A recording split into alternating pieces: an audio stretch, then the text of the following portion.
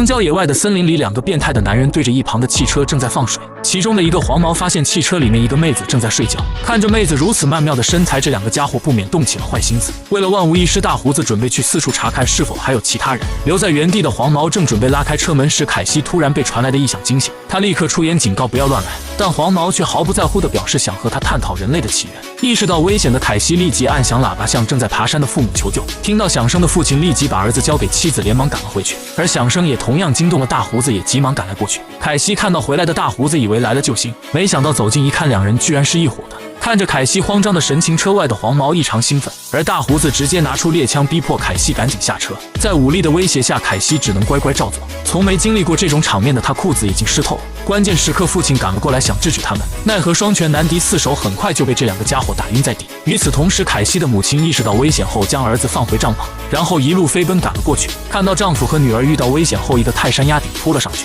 但还是被黄毛死死按在了地上。凯西见状转身就要逃跑，大胡子不慌不忙，直接扣动扳机。枪声下的凯西站在原地不敢动弹，接着还用父亲的生命威胁他。无奈的凯西只能束手就擒。就这样，一家三口全被绑了起来，并且还拿走他们的手机，最后将他们带进了森林深处。就这样，父亲眼睁睁看着母女遭受侵害，自己却无可奈何。发泄过后，两人依旧没有放过他们。为了更加刺激，两人分别将他们绑在了树上当坐标靶练枪。毫无意外，一家三口全被这两个畜生残忍杀害。随后，黄毛翻看凯西的手机，意外发现竟然还有一个3岁的小孩。为了斩草除根，两人决定前往帐篷寻找小孩。临走时，大胡子又对着奄奄一息的凯西补了一枪。随后，两人很顺利地找到了他们的帐篷，但却发现里面的小孩居然不见了。荒郊野外的丛林中，一个3岁的小男孩在哭泣着寻找他的家人，可他不知道的是，他的家人已经被2名歹徒无情杀害。很快，男孩体力不支晕了过去。与此同时，一对度蜜月的情侣由于汽车抛锚，下车查看时却意外发现了路中间的小男孩。经过一番检查，小孩并无大碍，二人便将他带到了车上。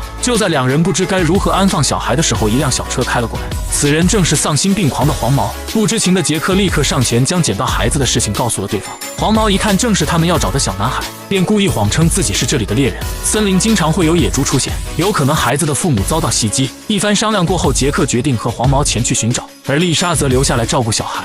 两人在森林深处一路寻找，可没过多久，杰克就被眼前的一幕惊呆了，居然2具尸体出现在他的面前。而黄毛此时也懵了逼，因为小孩母亲的尸体居然不见了，当初可全都打死了，怎么会没了呢？他顺着痕迹一路寻找，果然在不远处发现了奄奄一息的母亲。杰克立即上前查看，感觉还可以急救，正准备抢救时，身后的黄毛举起猎枪朝母亲又补了一枪。随后正要准备干掉杰克时，杰克快速起身，一把推倒黄毛，然后疯狂向森林深处跑去。当黄毛再次举枪射击时，杰克已经消失不见。这边的丽莎还在原地等着杰克回来。突然又来了一辆小汽车，他赶紧上前寻求帮助，没想到来人正是大胡子，拿着猎枪冲了上来。丽莎见状赶紧跑回车里，然后将车门反锁，可没想到这个家伙直接砸碎了玻璃。就在他要准备开门时，丽莎拿出包里的小刀，直接划伤了他的手臂。就在大胡子包扎伤口之时，丽莎抱起孩子向森林深处快速跑去。气急败坏的大胡子立即放出猎狗展开追杀，丽莎则抱着孩子拼命地穿梭在森林之中，而大胡子拿着猎枪也紧随其后。可没想到他的猎狗却在半路上居然抱着一头野猪啃了起来，无奈的大胡子只能自己去追。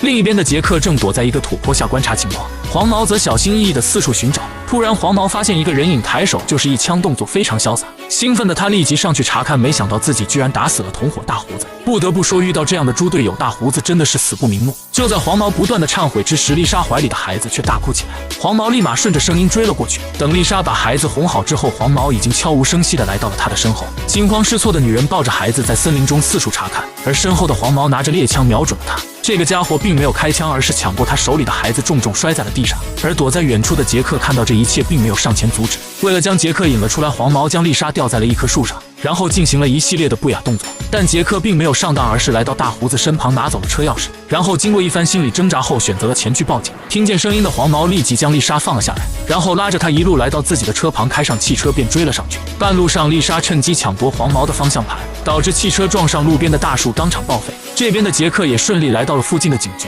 在他的带领下，警车来到了森林之中，很快就发现了黄毛的报废汽车。被绑在车里的丽莎终于看到了希望。就在2名警员上前查看时，突然被一枪爆头，接着又是2枪干掉另一个。车里的杰克刚想开车逃走，却被黄毛一枪打中了肩膀。此时的黄毛一瘸一拐出现在杰克的车旁，而丽莎则趁机挣脱束缚，快速跑进了森林之中。黄毛再次用枪瞄准了杰克，威胁丽莎。无奈的丽莎只能折返回来。由于黄毛腿部受伤，便威胁丽莎开车，然后准备下山以后将两人解决。而丽莎也明白他们下山的结果，反正横竖都是死，于是便猛打方向，汽车翻滚3万来圈后终于停了下来。此时黄毛的伤势更加严重，丽莎趁机利用车门将其撞倒在地，然后捡起一旁的石头对着这个家伙就是一顿疯狂输出，最后成功将其送去领了盒饭。几天后从医院醒来的丽莎来到隔壁的病房，看着躺在病床上的男友，她的心里五味杂陈。这一刻她感觉眼前这个男人是那么的陌生。电影至此结束。